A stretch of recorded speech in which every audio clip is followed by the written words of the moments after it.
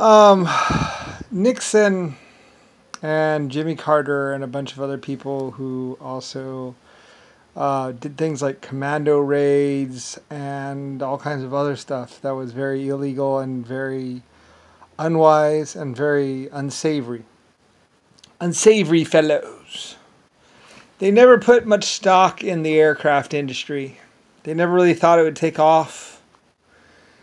They never thought it would actually amount to anything much at all, honestly. So, they didn't invest a single penny in them. They just took the payroll, as much as they could possibly get, and they stole it all and did nothing.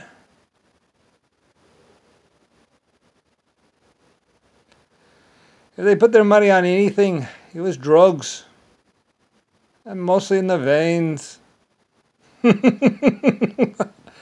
never thought they could fly. They said they're too big. They're too heavy. They'll never get the thrust they need to fly.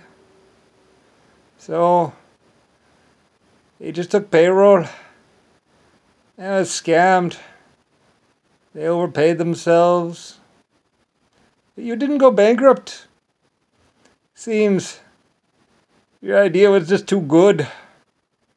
And they were able to be built just too fast. And there's just too many people that wanted to fly. Luck of the Irish. Yeah. Well, what could I say? I had trains, I had planes, I had automobiles. And you would have thought I would have been over-leveraged. But no. Luck of the Irish. No. No, it's really good Irish with me.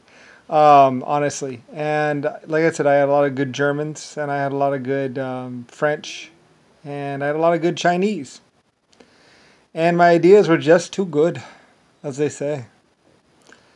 And though they scammed, though they stole, it didn't matter.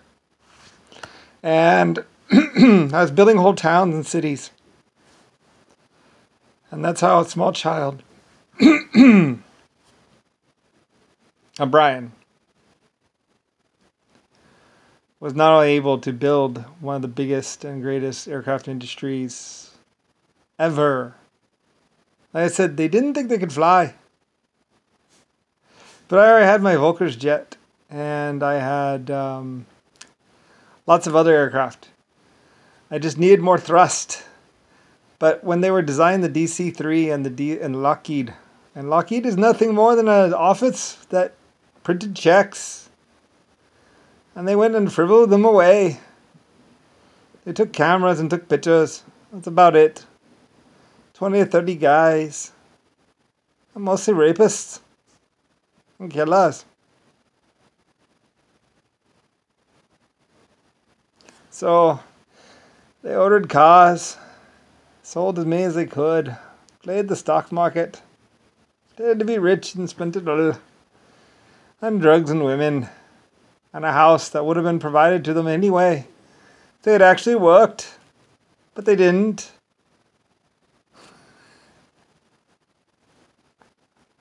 They never thought they could fly.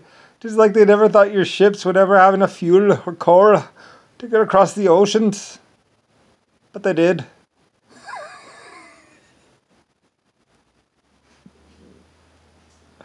They never thought the Titanic would actually get across the ocean when it set sail. They thought it would run out of fuel about midway. They were placing bets on how far you'd get.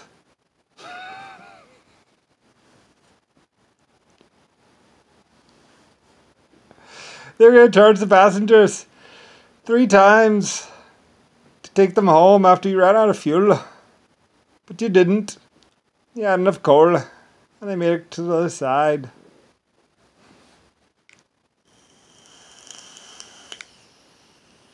They wanted to say the Titanic had sunk at sea. But it didn't. They made it to the other side. I'm serious, for years. They said, oh no, that ship, it don't get to the other side. It just goes out. It runs out of fuel about midway. But then it came back.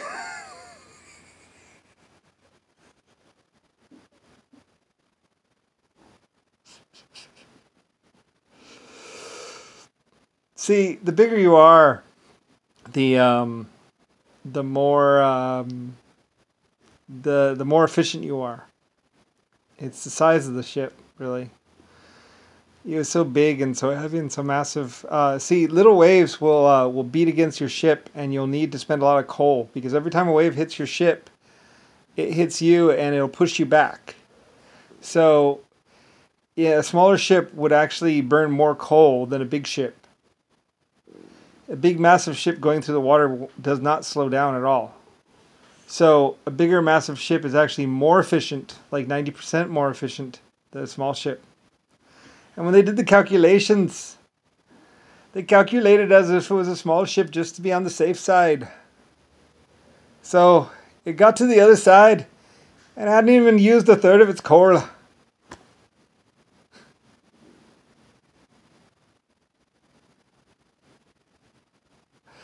It was not only more efficient, it was easier.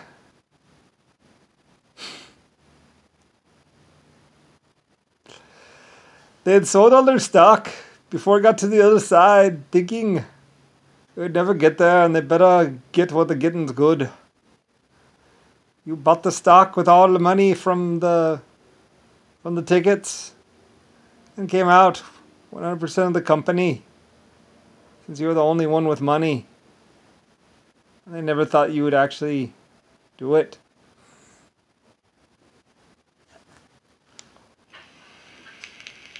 They thought you'd go bankrupt after they sold the stock. And then they charged you for more coal to get your big ship across and park it. But it didn't. It got there.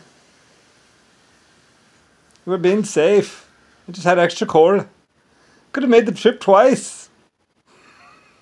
On the coal reserve you had. They sold some.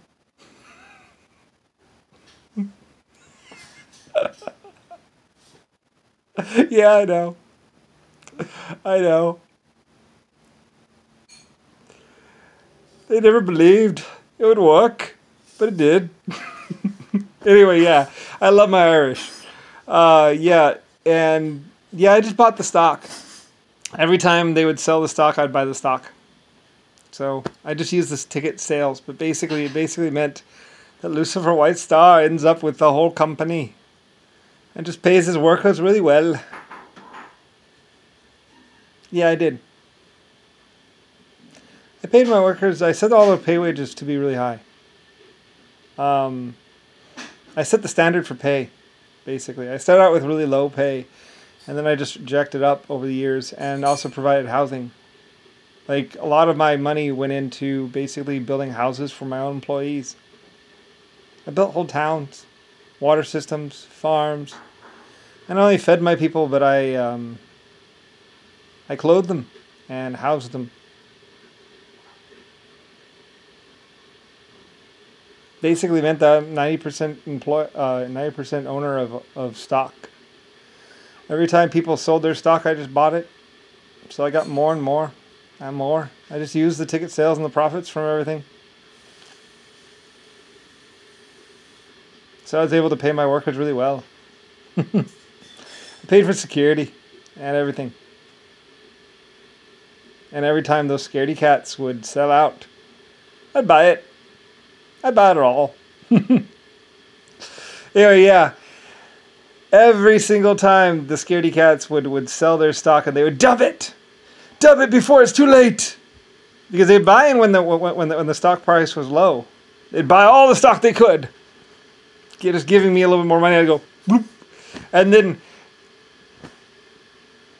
as things went on, as I ran out of money, they sold the stock. Sold what they could. And then I'd buy that from what money I had from other sources. So it just was like, where I have nothing but employees the whole time.